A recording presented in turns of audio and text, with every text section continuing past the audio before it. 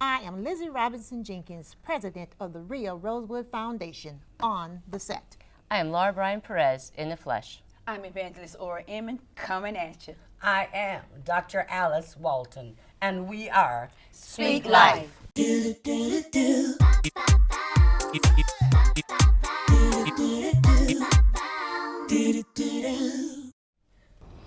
As you will hear me say often, Speak Life is a civic engagement show.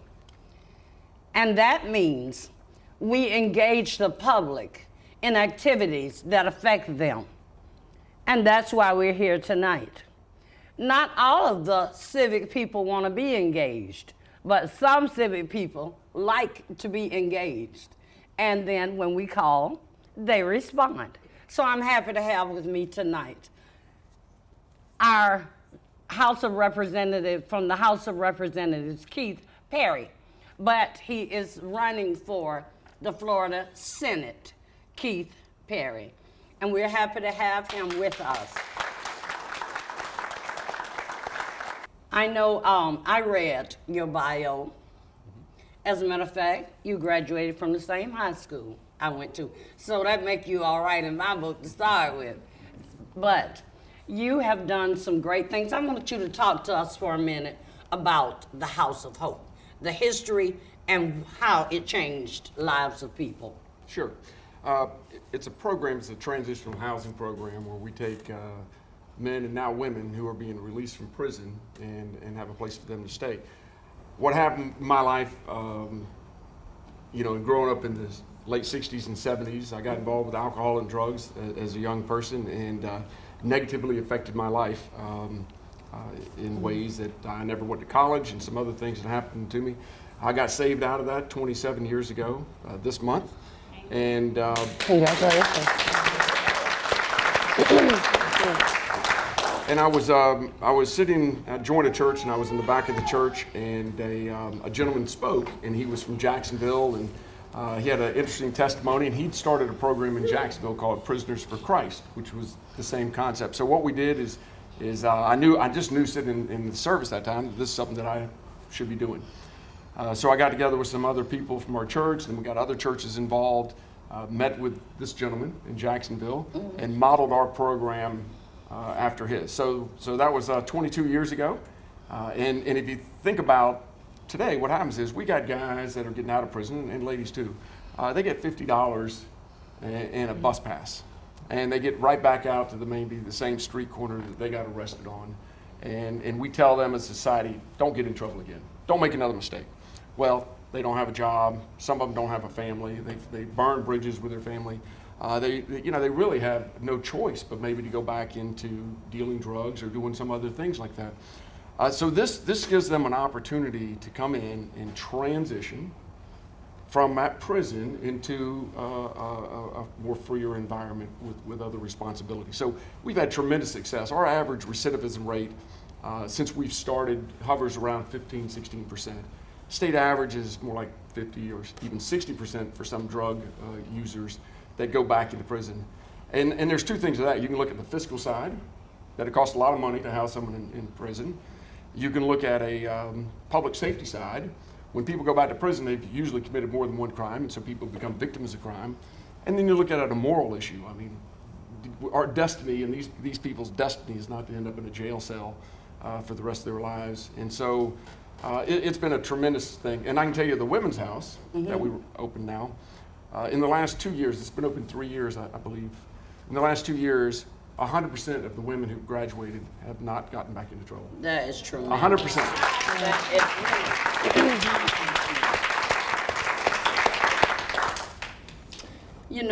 Liz is a retired school teacher. Her roots are in education. And we were talking about you earlier today. And she said, what'd you say, Liz? I wanted to know, I understand that you are very, very involved in the educational program. And I just wanted to know, we have so many kids as we speak that are not passing, okay? I would like to know, what is it that we can do collectively and work with our kids, not just in Alachua County, but in your district, to help the parents, to help them get on the right track and to move forward so that they will be successful in school. Because I am a retired teacher, but I am still a teacher. Very concerned about children. Well, you know, one of the things, and this is, I think, a problem we have in Tallahassee, and I assume it's the same in Washington and other places, where we look at problems and we try to address the problem. So we look at housing costs that are unaffordable, and we say, well, we're going to give rent subsidies to people. Well, we don't look at why housing is more expensive. We just look at, well, we got to help people out. We also look at graduation dropout rates, and we look at some of the other things, and we try to stop there, but we really got to look at the root cause. And a lot of that has to do simply that the children who come into the public school system or any school system, a portion of them are unprepared. Exactly. If you look at it, there's a great study by a professor from Northwestern, who 25 years of brain development. So you'll have a child on a low end that could hear 400,000 or 500,000 adult words communicated to them by the time they go into first grade. On a high end, you can have 3 or 4 million words communicated to them. And so this lady is 25 years. You can look at the MRI, the magnetic resonance imaging of a brain, and you can look at the two children, and they're not firing the same. The brains are not developed the same. And so they come into school unprepared. They put a burden on the school system. If you can imagine a teacher that has such a drastic difference in students and how prepared they are. And what we've seen in the last 30 or so years is we've seen a continued growth in the gap. If you look at SAT scores, those continue to grow every year. And the worst haven't gotten worse, but the better have gotten better. So that gap continues there. And then we see a lot of kids who just end up dropping out of school. One of the proposals that I did last year, I couldn't get the Senate to do the funding, was a music in K through 2 elementary school. If you look at music, and we understand music is science, it's math. And so what I did is I had a 5-county pilot program. It was an opt-in. So if the schools decided to opt in, we don't want to mandate that they had to do it. The schools would get paid per student. They'd have to have certified music instructors and a certain curriculum. We left some flexibility to the schools. Every school district that we talked to wanted to do the program because they were going to get paid extra to do it. We also had the University of Florida College of Education, which is going to use graduate students to do a study, both a qualitative and quantitative study, to show not only do reading scores and math scores and stuff go up, but also do these kids assimilate into the classroom more? Or do they become more involved in the class and a part of that class? It was unfortunate that I could not get the funding in the Senate. One of the reasons I decided to run for the Senate is trying to get some of this stuff done and couldn't get it done over there. But I think it could have a transformative impact on the education model and being able to not only take kids who are already excelling and bring them up, but also certainly take the kids that we need them to catch up.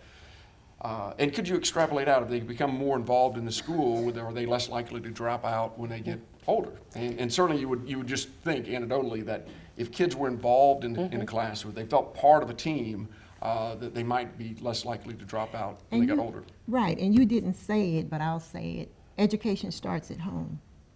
Okay, parents, that's their responsibility to start teaching them before they enter school. It's not the teacher's job to teach Well, I them. understand that. I think what I have to do as a legislator is look, what can I Right. do as a legislator? So, we're not going to go into a home and mandate certain things. We can certainly educate parents, and I think we have a job to do that. But you're right, the parents have a big role. And- I look at what I can do as a legislator Exactly. in the public school system. And clearly, everything I've ever seen research-wise says that the more involved kids are in music and the arts, the better test scores they have, the more involved, like you said, that they are. Everything I've ever seen says that. It backs it up. Well, the Just two validates professors it. that came to Gainesville on a lecture series, one was from Northwestern, who did that data. The other lady was from California, University of California. Her project, she had a program called the Harmony Project. And it involved kids in music in inner cities. It had nothing to do with the school system. It just got them in there. And they were getting kids that were coming out of gangs and doing other things. Now they're playing in a small orchestra. What a life-changing thing for that. So that's why we wanted to have the study both on the qualitative and quantitative on reading, math, and assimilation into a classroom and a team, not in a gang. So anyway, it was we tried. It didn't pass. I feel confident if we get next year, we're going to work hard and get that passed next time. Yeah. You've been involved with a lot of work on the east side of Gainesville, haven't you? Yeah, I mean, the House of Hope is located on the east side of Gainesville, where we serve. We do a lot of projects. I own a roofing business, is what I do for a living. The state doesn't pay very much. So I have to do that on the side. But so we've also done programs in roofing. We did the Pace Center for Girls. When they build a new building, we put the roof on for them. I've already agreed when they do their expansion that we're going to put that on for free. We were able to do the Cotton Club. You're involved in Reichert House too, right? A little bit. We help them with some roofing and some other things on a cost standpoint. And I think that brings up a program, and you talk about assimilation and change. It's not a genetic thing. It's an environmental thing. I mean, these kids are all born intrinsically creative, ready to do things. And if we change them, their environment, the Pace Center for Girl, I meet a girl who's in 9th grade. In 8th grade, she's being kicked out of school for fighting and stuff. Now she's at Pace Center for Girls, and the light bulbs are going off, and she's explaining geometry and how she loves it and how she loves this math. Well, that wouldn't happen in the other environment. It changed her environment, get different results. But what I like about what I read about you and what I know about you is I think you carry a message of hope. You know, there are some people who talk about hope, but then there are people who live out what and embodies hopefulness. And in order to really have that kind of hope to impart, your life must have been touched by something that you had or felt hopeless concerning at some point in your life. And so that's why I think that one reason you are so appealing to me as a legislator is that you reach out and touch people in their lives in areas where you have been touched, like the struggles that you've had. You understand, it's one thing to read about struggles, and it's one thing to talk about opposition or to hear about it, but to know it for yourself, to know opposition for yourself, and to be able to impart a message of hope to other people. And so, you know, I'm really grateful for that, to say I know somebody who is in politics who really has a message of hope that they walk out. Well, you know, what am I like? I'm a blue-collar guy, and there's not very many blue-collar people in the legislature at all. And I'm not saying you can't be a good legislator and be a lawyer or a banker, but there's not very many people who work with their hands to make a living, and that's a different thing. I'll tell you, my first job, I was 17, a month shy of my 18th birthday, and I finally got a builder. It's hard to get somebody to trust you to put their roof on a new home. And I remember I pulled up, I had an old station wagon, 58 Buick station wagon, and I had a ladder I'd made, a wooden ladder, and I pull up, and this old crotchety guy comes out of the house and says, "I don't know why you're here. We've already got a good roofer." I was there because I was real cheap on my price I gave him. And he just gives me a hard time. And I put my ladder up, and I go up and I start working, and lunchtime I come and I climb down, I go down to the little gas station around the corner and get something to eat, and come back, my ladder's gone. And I'm wondering, where'd my ladder go? Well, I walk around, I find on the side of the house, my ladder's on the trash pile. And it's cut in half. But it's not cut this way, it's cut every rung. And this man comes out and he's telling me how thankful I should be that he saved me, because that'd been an OSHA fine. I could have been fined. And I've been roofing 39 years and I've never had OSHA come to a home. But he said, "You ought to be thankful." And I was thinking, well, this isn't going to be very easy. Had to go find my mom and borrow some money so I could go to buy a ladder. But you know, those are kind of things that you don't want to go through, but you go through struggles and you understand. And then the people that are on my payroll that I work with on a daily basis, we all have struggles. I mean, for the middle class and the lower middle class, it's much more difficult today, not only start a business, run a business, but it's much more difficult today just to live. The necessities in life, accessories in life are cheaper. TV sets are cheaper. Other things cheaper, but the necessities in life, rent, mortgages, insurance, electricity, those things have gone up. Daycare, things that you need for a family are just more expensive. And they continue, and I think that gets back to what I talked about earlier. Tallahassee doesn't look at, and I don't think Washington does either, they don't look at why these things are more expensive. They just look at, well, people can't afford things, and so we'll help them with some kind of subsidy. People who work full-time should not have to rely on the government at all.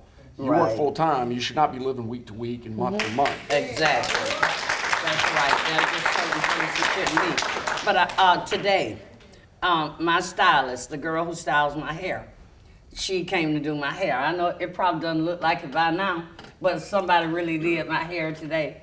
And I was talking to her. She said, "You filming tonight?" I said, "Yeah, I'm filming tonight. Lizzie gonna be there, yeah. Laura gonna be there, yeah. Or no, Ora won't be there tonight. But I said we got a guest. Keith Perry's gonna be there tonight." And she said, "Oh, my husband works for him." I say, "Your husband worked for Keith Perry?" "Yeah. You know he got in trouble and he went to prison. And when he came out, they gave him a chance to work and right his ship." And I've been knowing her for years, but I didn't know. So, and that's information she gave me today. But we're almost out of time. But I want you to have I'll have the last say. But I want you to say the last thing you want to say, because you know we're listening to you. May Before the audience will, maybe we'll let the audience ask you questions first, or maybe they make will comments, and then you can say to them what Okay, you would sure. like to say. Okay. But Did may- you want to say something first then? Yes, we were at Pace dinner a couple of days ago, and I was talking to you about restoration rights. I would like for you to just, in a few words, tell us your plan, your restoration plans for young men or women who have gone to prison, and what happened to them when they get out and they want to vote. Yeah, which is a huge issue, and it's a very unfair issue. You think about people who commit a crime and you're sentenced, whether you're sentenced to probation or prison or jail or whatever you're sentenced to. Here's a sentence. You complete your sentence, but your sentence isn't up. You don't have the right to vote. You don't have the right to bear arms. You don't have any of these rights. And if you meet people who have this taken away from them, you find people who feel like they're outcast, really. They're not part of a community. They're not part of society. They're missing something in that. Chris Worlds is a guy that works for me that became he's an ordained pastor. He was 19 years old. He got in trouble, spent a couple years in jail. He got out. He came to work for me, then he worked for somebody else. He came back, but he's worked for me for over 17 years. He's married, his 2 teenage daughters. He's a model citizen. He could never have his right to vote, and so we worked the process. I ended up driving with him and his wife to Tallahassee to speak in front of the cabinet to get his rights restored. I didn't think they were going to do it because he'd gotten, the person who wanted the interview processes didn't recommend that he even have his rights restored when he went through this 15-year process. There's 2 ways to address it, and it's a difficult situation because it's a constitutional issue. And so what we can do is pass it through a referendum to try to get on the ballot, and then have the people vote up or down on that, and you'd hope they would. But there's another way that what I'm going to try to do, and I've already met, I met 2 years ago and then last year with people on the governor's staff. I didn't get very far with that. There wasn't a lot of desire, but I think that what we can also do, try both things simultaneously. One is we got to get the constitutional part of that changed. But I think we can also look at a more short-term, right-away thing, is looking at how can we give the process. You can't take 15 years to get your rights restored. I mean, that's just insane. And you have to go before the full cabinet. Means all of them have to go. And how many cases could they even hear in a year? So I think what we can do is look at that process and and speed that up. So I'm looking at 2 different ways of going about doing that. One is the constitutional side and getting that passed through a ballot referendum. Like, if they can put medical marijuana and they can do some other things on the ballot, we can get constitutional civil rights restored. But I think it really takes, and this is where your audience come in. This is where we got to work as a team and legislators. It can't be just Gainesville or Alachua County. It has to be statewide. And there has to be pressure on every legislator, whether they're in the House or the Senate, to make this change. And I would encourage you, one other thing I would encourage all of us to think about. We don't want to stand up and make a point. What we want to do is get something done. You understand? It's not about, there's people that come to Tallahassee and they just want to shout out things and get, and there's people come there and want to get something done. And we have to be methodical and logical and strategic on how do we get this done. And we don't do it by bashing people, because when people have if you go out and attack people, people have a defense mechanism. They're going to say, no, I'm not going to work with you. So again, what's the goal? The goal is to get this done, get this changed, and we can do that if we're smart and strategic about getting that done. And I think we can do it, and I think we work together, and I think we can have another show or certainly talk about that later, and I could get a plan and kind of lay out how we could be That would be great. strategical. Accidents and injuries can happen after hours. If you call Glassman and Zissimopoulos after hours, he won't get a referral service and he won't get an answering service. If you call Glassman and Zissimopoulos after hours, you get this phone, you get a partner, you get me. If you've been injured in an accident and you want attorneys who will put you first, call us at 352-505-4515 or find us at putclientsfirst.com. We also welcome to the set our guest co-host, Miss Carol Velasquez Richardson. My name is Sharon Robertson Coulter. I'm an earth person. I really love the earth. My question to you is on fracking. What is your true opinion on that, and what's your opinion on how it affects this area? Well, and I'm going to tell you, my opponent is not telling you the truth, okay. and that's as simple as that on fracking. There's not enough natural gas in the state of Florida to do fracking, and and you can see where some of the controversy, because I'm a politician, my opponent's a politician, and people kind of get lost. Who do I believe? I would encourage you to go to the floridahouse.gov. You can pull up the bill on hydraulic fracturing, and you can look at it where there was a moratorium. We found out the state of Florida has no regulatory oversight at all, zero. Okay. The only regulatory oversight would be the EPA, the federal government. I hope that if they do find, and if there's any possibility to be maybe up in a panhandle where there may be some pockets of that if they do ever find any, that the state, we do pass something that allows us to either ban it or regulate it, but not just have zero oversight. Okay. My name is Porfirio Perez, sitting next to my wife, Laura. So my first question to you is, what's your position about the legalization of medical marijuana in the state of Florida? Well, I kind of mentioned when I got involved with drugs. I started smoking marijuana when I was in 10th grade. And I can tell you, it was not good for me. It was not good for school. It was not good for any of my part of me. And I'm just, again, thank God I got saved out of that. And I've had friends who are dead. My friend died at 40 from alcohol and drug use. I've had another one at 50 committed suicide that could not get off of drugs. And we all started with pot. That's what we all started with. And there's two issues about it. One is the Constitution is not where you have statutes. It shouldn't be. The Constitution is designed as a foundation, and all statutes are built upon that. So we as legislators pass laws. So I have any concern with having a constitutional amendment to anything. I think that's a place that you want to make sure that's not the place where you put statutes. I do believe, and we passed 2 years ago, we passed a bill called a medical marijuana called Charlotte's Web, and it took THC, non-euphoric THC, and we could use that for people who had epilepsy and seizures, and it showed beneficial to doing that. So if you can take that and put it in a controlled environment and administer it, and it's beneficial to a patient, then I'd be for that from a legislative standpoint. And my second question is, so what's your position regarding term limits for politicians? Oh, yeah, and I voted for term limits back in, whenever that was, back in the 80s, I guess, or the early 90s when we passed that. And no, I think that people need to go back and live under the rules that they've made and go back into the work environment and do that. I think when I go to Tallahassee, we're up there for about 3 months on a part-time basis for committee, then we go 60 days for session. Just in that 60 days, when I come back to Gainesville, I feel like first, I'm glad to be back in Gainesville. But you get so wrapped up in that you're not really out there with other people and stuff. And you do that full time for a long time, I think you lose touch with what other people are going through. And so I think it's important that we have a part-time legislative body that it does not make it a full-time career. Thank you. Thank you, thank you. And this is going to conclude our audience question session. So thank you so much.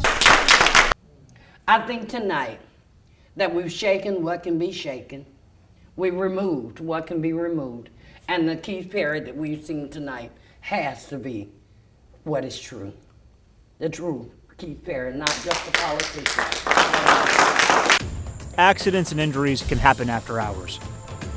If you call Glassman and Zissimopoulos after hours, you won't get a referral service and you won't get an answering service. If you call Glassman and Zissimopoulos after hours, you get this phone, you get a partner, you get me. If you've been injured in an accident and you want attorneys who will put you first, call us at 352-505-4515 or find us at putclientsfirst.com. I want to thank you for joining us, Mr. Perry, and give you the opportunity to say anything that you would like to say to them, because it's almost over. Yeah, I think a lot of us are going to be glad it's over pretty soon. I know I will, and my family will as well. I would just, just like I said, the most encouraging thing that happened to me in the last few weeks was this young man who said that him and his father looked at the positions and did some research. And it's so important for two things: for us to look at and understand the positions, and then to vote. So many people think, man, my vote, is it really going to matter? It doesn't count. Your vote matters, and you have an obligation, a duty in a country that we live in to be involved in the political process. Don't ever let people tell you that your vote is not important. Don't ever think that yourself. You are what keeps this democracy going, and if you don't do it, then we kind of deserve what we get if we don't get involved in the process. I'd also say one last thing. You need to call me or any other person running for office or serving for office with any question or concern or information that you have. And don't ever think you're bothering somebody with your time. If you're bothering your elected representative, you better get a new elected representative, because we're here to represent you. And if anybody doesn't have time for you, then you better get somebody else. And make an informed vote, but make sure you go vote.